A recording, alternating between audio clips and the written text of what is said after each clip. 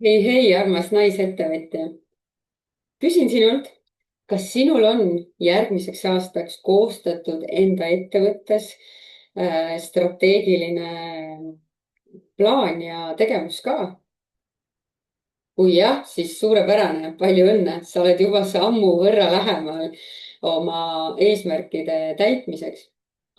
küll aga jagan sinuga selles videos kolm väga olulist küsimust, mis aitavad sul mõista, kas sinu 2026. aasta selline äriplaan ettevõtluses on ellujäämisplaan või hoopis kasvustrateegia.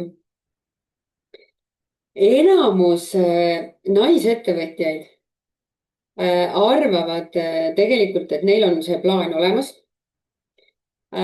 Ja nad arvavad, et see on, mida ma lihtsalt enda igapäevaelus ja töös näen, et nad arvavad, et see on nüüd see,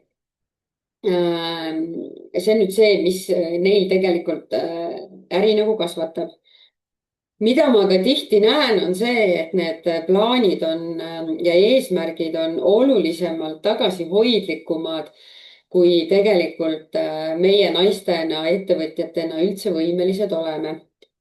ehk et ma näen neid eesmärke ja plaane ja väga tihti on need sellised, et noh, et ma ei tea, elaks lihtsalt kuidagi ära. et lihtsalt saaks enda ettevõttes hästi palju tööd teha ja noh, võib-olla natuke sealt ka raha siis küsida. aga selles videos ma jagangi sinuga, et ma tahan, et sa vaataksid väga ausalt otsa sellele, kumb plaan sul tegelikult on. et,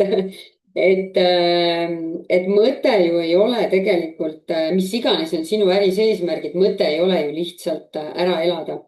ehk et see video on siis naisettevõtjatele, kes on siis hetkel sellises sellises viiekohalise käibega äris.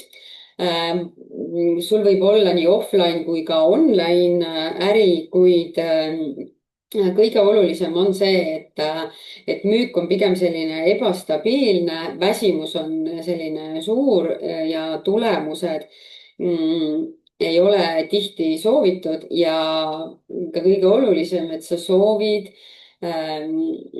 näha ja kuulda ja kasvatada siis ja skaleerida enda veebikoolitusäri. ja selle video lõpuks saad sa siis 3 kontrollküsimust, mis siis aitavad sul eristada ellujäämisplaani kasvustrateegiast ja võimaluse siis mõelda nendele ja saada sellist peegeldust. mina olen Mari-Liis Nukk, mina olen veebikoolitusäri kasvustrateegia sertifitseeritud lahenduskeskne coach. hakkame pihta kõigepealt räägin ma sulle ühe loo oma mentorluskliendist ja tegelikult selliseid mentorluskliente ja programmi mul väga palju ka igapäevaselt tuleb. ja mis mustrit ma näen, mida mulle räägitakse ja tegelikult kuula, kas sina tunned ka ennast seal ära. tüüpiliselt räägitakse seda, et aga Mari-Liis, ma teen ju nii palju. ma teen laive, ma olen kogu aeg pildis. ma teen postitusi, ma teen erinevad kampaaniad, ma teen allahindluse ja ma nagu teen, aga ma olen kogu aeg lihtsalt nagu nii väsinud ja, ja tegelikult ma teen, aga need tulemused ei ole päris sellised ehk et nii-öelda see väsimus on lõpuks suurem kui kasv, isegi kui energia on justkui ühel hetkel laes. ja mida ma veel siis kuulen, on see, et mul on olemas head tooted, teenused, koolitused, aga fookus on või noh, kuidagi, et ma ei oska seda fookust paika panna, mis siis on kõige olulisem, mida ma oma äris peaksin igapäevaselt tegema. et neid tooteid, ideid on lihtsalt nii palju, et ma tahaks kõike jagada ja aga lihtsalt ma ei jõua ja ma tegelikult ei saagi aru, mis see tegelikult oluline on. ja näiteks selle kliendi puhul ma nägingi või noh, nende mitmete klientide puhul ma näengi tegelikult seda, et noh, mis me siis tegime, me vaatasime otsa sellele, et kus see fookus üldse on. ja fookus oli rohkemal tegemisel, mitte õigetel asjadel tegemisel ja vot see ongi see oluline nii-öelda takistus ja selline pidurdus, et me naisettevõtjatena teeme hästi palju, aga me tegelikult tihtilugu ei saa aru, mida me täpselt teeme ja mis tegelikult on oluline, ehk et kus on see fookus ja, ja näiteks selle kliendiga meil tuligi siis see, et me tegelikult kaardistasime ära, vaatasime kaardistasime ära tooted, kaardistasime ära hetkeolukorra, panime paika eesmärgid ja ehitasime selle ümber siis sellise kasvustrateegia. ja see ei olnud enam ellujäämisstrateegia ja täna on tulemused on ka, et tegelikult viimaste lansseerimistega ehk et enda veebitoodete turule toomistega on klient väga kenasti teinud viiekohalise käibega veebiäri ja iga toode-teenus, mis ta väga teadlikult turule toob, on toonud talle piisaval hulgal müüke, oste, huvi ja ja ka tohutult suure jälgijaskonna kasvu, kes siis tegelikult tahab on nii-öelda huvitatud tema toodete, teenuste ostust. kuidas kõlab, tahaksid ka nii arvan, et ja noh, siit me saame siis edasi minna kolme tegelikult selle kontrollküsimusega ja ma tahan need sulle edasi anda.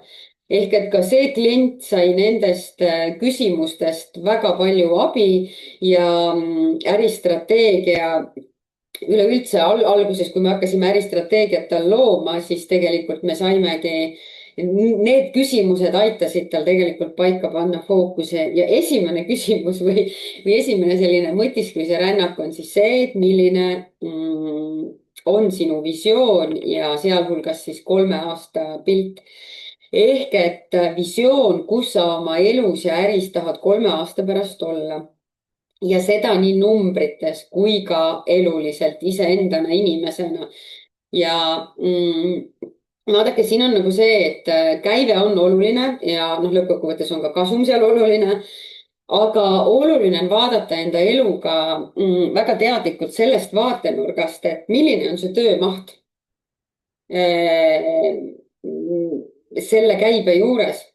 ja ilmselgelt me keegi ei taha, mis tihtilugu juhtub, on see, et me keegi ei taha, et näiteks me ehitame üles 3 aasta jooksul sellise 300 000 eurose aastakäibega äri, aga samas teeme 3 korda rohkem tööd. see ei ole eesmärk ja seda mina ei õpeta ja, ja siin ongi see, et sa pead endale selle visiooni looma, et kuidas sa tahad, et sinu äri ja elu siis kasvavad ja arenevad kõik, kogu see elustiil, vabadus, ehk et siin selle visiooni osas ole hästi selline avatud, unista julgelt ja suurelt.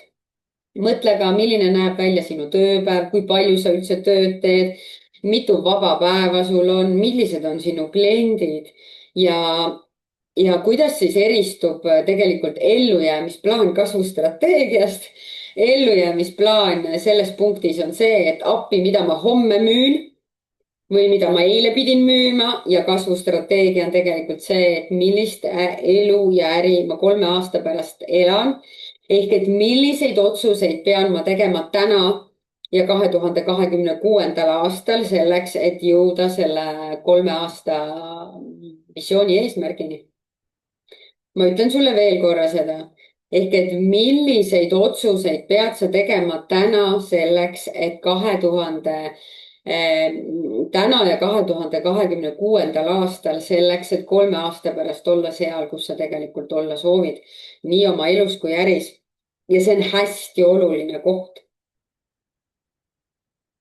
see on oluline koht ehk et peatu korraks mõttes, et kui sa jätkad täpselt samamoodi, nagu sa praegu oled jätkanud, kas sa jõuad realistlikult selle 3 aasta soovitud visioonini? ja kui sa lubaksid endal mõelda tegelikult natuke suuremat ja ka rohkem abi küsida, siis mis sa arvad, milline võiks olla see visioon hoopis siis 3 aasta pärast? nii et sellised mõtteharjutused sulle ehk et esimene oluline küsimus ongi see, et visioon ja 3 aasta pilt. väga teine oluline küsimus või selline vaade, mida oma ettevõtluses teistmoodi teha või tähendab, mis siis eristab seda ellujäämisplaani kasvustrateegiast, on siis see, et kellele ja millele sa ütled teadlikult ei. vaadake, tüüpolukord on see, ma olen ise seal olnud ja ma näen seda lihtsalt nii palju enda klientide puhul. ja kui nad minuga tööd teevad, on kas siis mentorluses, mastermind'is või mõnes programmis, siis juhtub see, et seda küsimust enam ei ole. sellepärast, et me jõuame selliste tulemusteni, kus ei teki enam seda küsimust, kas ma pean kõigile ütlema ei või tähendab, et kas ma pean kõigile ja kõigile ütlema ja millele peaksin ütlema ei. ehk et nii vaadake, tüüpiliselt on selline olukord, et sa tuled nähtavale mingi teemaga, see saab inimestele oluliseks ja sulle hakkab järsku tulema, mis on ju tegelikult väga positiivne, sulle hakkab igast nurgast tulema koostööpakkumisi. sinuni hakkavad jõudma inimesed, kes tahavad kutsuda sind podcast'i, kes tahavad sind esinema kutsuda, no see on vägev olukord, kes tahavad sind kutsuda veebiseminaridele, kes tahavad mingit koostöödiili teha sinuga. ja neid tuleb väga-väga palju, ma võin kinnitada seda olen seda ise kogenud oma varasemas äris Pesapuu perekeskuses kui ka siis nii-öelda siin selles veebikoolitus coaching'u äris. ja oma klientidel ma näen ka seda ehk, et võetakse vastu kõik pakkumised, mis tulevad ehk, et ma ei ütle, et ära mine podcast'i, ma ei ütle, et ära mine kuhugi esinema. mõte on selles, et kas on vaja kõigele öelda ja millele on vaja tegelikult päriselt öelda ei. ehk et ellujäämisplaan selle küsimuse kontekstis on see, et ma võtan vastu kõik pakkumised, mis tulevad. mõtlemata, kas ja kuidas need minu äri ja eesmärke saavad aidata. ja kasvustrateegia on tegelikult see, et kõik pakkumised, mis ma vastu võtan, lähtuvad minu elu ja äri suurest visioonist ja eesmärkidest. ja kui me räägime veebikoolituse ärist, siis ma võtan vastu kõik pakkumised, mis toetavad minu tooteid, programme ja need, mis ei teeni, need ma jätan kõrvale. ja noh, näiteks, et mina enda nagu elus kogesin ka siis seda, et kui ühel hetkel ma tegin siis selliseid live veebiseminare ja väga suurel hulgal, mida tõesti vaatasid siis mitukümmend tuhat inimest, siis hakkasid mulle tõesti nii meilile kui ka Messengeri igale poole tulema pakkumised. kuule, reklaami minu raamatut, kuule, tee seda, tratata. ja mingil hetkel ma lihtsalt sain aru, et ma ei jõua selle kõigega tegeleda. et see kõik on väga tore, aga lõppkokkuvõttes see ei teeninud, tähendab, väga paljud nendest ei teeninud seda, mida ma tegelikult soovisin luua. ja väga palju tuli sealt välja ka seda, et inimesed tegelikult ei osanud mulle pakkuda vastuväärtust ehk et nad tahtsid ise kasu saada, aga mitte väärtust vastu pakkuda. seda ma ei soovita.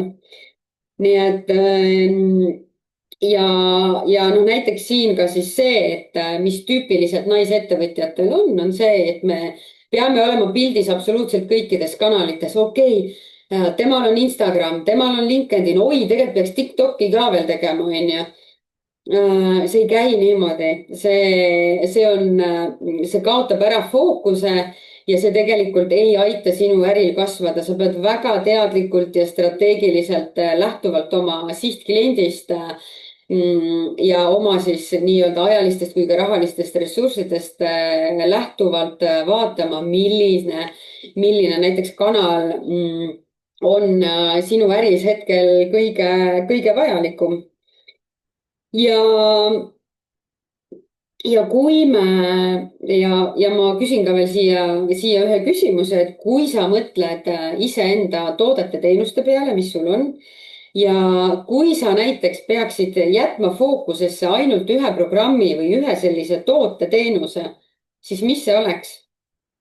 See on selline raske küsimus ja ma tean, et siit tihtilugu võib tulla vastuseks see, et aga mis mõttes ma ei taha millestki loobuda, kõik on olulised. Siis ma võin sulle julgelt väita, et tegelikult ei ole kõik olulised, nii et väga mitmed tooted, teenused, mis sul täna on, olgu need siis veebikoolitustooted või ka sellised füüsilised tooted, väga suur osa nendest toodetest ei teeni tegelikult sinu eesmärke, ei rahalisi, ärilisi ega ka sinu nii-öelda klientidele vajalikke eesmärke. Nii et ei ütlemine on väga oluline alus sellisele kasvustrateegia vaatenurgast vaadates ettevõttele, nii et annan sulle korra siin pausi, korra mõtiskle.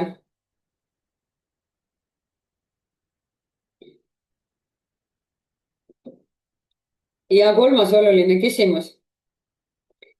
Mis töötab sinu eest ka magades? See on täna võib-olla liiga ära leierdatud ja see lubadus on hästi suur, aga pikas perspektiivis on see lubadus tegelikult ka tõsi, et sellele on oluline otsa vaadata. Nagu ma eelnevalt ütlesin, mitte keegi meist ei taha niimoodi kasvatada enda äri, et tema enda ajaline koormus lihtsalt tohutult suureneb. See ei olegi võimalik, sest inimvõimetel on piirid ja olgem ausad, me soovime äri ettevõtluses olla, enda äri kasvatada ja luua ju selleks, et meil oleks rohkem aega, meil oleks aega, mis iganes need kellegi nagu põhjused on, aga et me saaksime rohkem tegeleda siis enda äris ja elus tegevustega, mis meile meeldivad ja samas niimoodi, et see äri ka samal ajal ju kasvaks, on ju. Ja see on hästi oluline mõelda, miks on ka see, miks mina teen seda, miks mina olen just veebikoolitus, ärimentor ja coach ja skaleeritava veebikoolituse ärimentor ja coach. Ma olen seda sellepärast, et ma olen lihtsalt seda ise kogenud niivõrd, et alati, kui ma puhkama läksin, siis esiteks ma olin lõpuks nagu päris väsinud ja tegelikult kõik seisis, müüke ei tulnud, nagu midagi, raha nagu sisse ei tulnud ja ma sain aru, et nii kui mina ei lansseeri või ei too turule midagi, siis mitte midagi ei juhtu. Ma panin tohutult üks-ühele aega ja see tegelikult lõpuks lihtsalt ei tööta, sest sa väsid ära. Sa ei saa küsida lõputult kõrget hinda enda aja eest. Nii et sul on vaja midagi, mis on nii-öelda skaleeritav ja midagi, mis töötab ka sel ajal, kui sina magad. Ja kasvustrateegia siinkohal küsibki, et milliseid eesmärke täidavad üldse minu praegu siis pakkumised või siis tooted, teenused. Teine küsimus on, milline on minu müügitunnel ehk et kust inimesed mind leiavad ja kuidas ta liigub siis huvist ostuni. Kas sa oskad sellele vastata?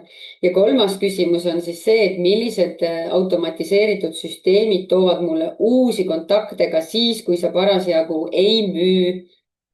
Ehk et kui mina lähen 2 nädalaks puhkusele, siis mis on see, mis töötab minu eest ka sellel ajal, kui mina 2 nädalat olen puhkusel, et mis on see, mis soojendab võib-olla neid kliente vahepeal ja tekitab nii-öelda, et kliendil on võimalus vahepeal õppida mind tundma, isegi kui mina seal kuskil rannas peesitan või mägedes suusatan, on ju.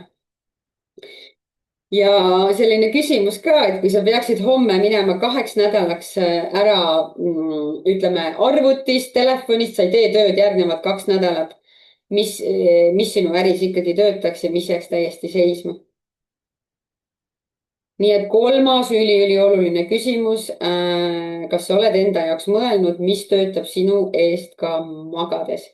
ehk et kokkuvõtvalt siis kolm küsimust.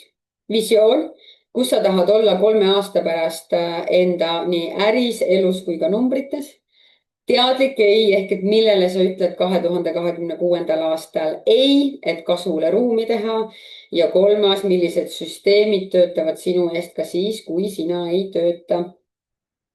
ja nüüd mõtle uuesti, kas sinu 2026. aasta või mis iganes aastal sa seda videot kuulad, kas sinu järgmise aasta äriplaan on siis ellujäämisplaan või on see kasvustrateegia?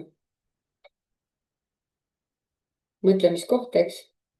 ja kui sa nüüd tahad selle kolme küsimusele peale tegelikult mitte ainult mõelda, vaid need päriselt ka ellu rakendada ja koos nii-öelda sellise peegeldusena oma siis äri selliselt üle vaadata. panen sulle siia alla lingi. sa saad broneerida 30-minutilise täiesti tasuta selguse kõne. see video on siin lingi all ja usu mind, 30 minutit tundub väga lühike aeg, aga tegelikult 30 minutiga saan ma sind ja sinu äri juba väga palju edasi aidata. ma saan anda sulle fookust ja alati on kõrvaltvaataja pilk see, mis aitab meie äril kasvada. ka minul, olles ise ärimentor ja coach, mul on enda mentor, ärimentor olemas, kes aitab minul omakorda minu äri vaadata. ja see on aidanud minul ja minu äril väga-väga palju kasvada, nii et kasuta täiega seda võimalust, sest ma ei saa väga tihti enda väärtuslikku aega nii-öelda tasuta ära anda. ja teine variant, kui sa oled broneerinud kõne, siis tegelikult ma panen siia alla ka lingi, ma jagan sinuga ühte siis sellist kontrollnimekirja, mida sa võiksid siis, kontrollnimekirja, mis aitab sul siis vaadata, kas ja mil määral on sinu äri strateegiliselt üles ehitatud. nii et aitäh sulle, et sa kuulasid, vaatasid ja hästi oluline on see, et sa astuksid samme, et sa lihtsalt ei jääks seda videot kuulama ja võtta teadmisena, et järgmine kord öelda ja ma tean küll, mida teha, aga tegelikult sa ei tee neid samme, siis ära seda tee. mina usun sinusse, mina usun naisettevõtjatesse, me oleme lihtsalt nii ägedad. nii et ootan sind kõnesse ja lae kindlasti see kontrollnimekiri alla. kohtumisteni, tšau.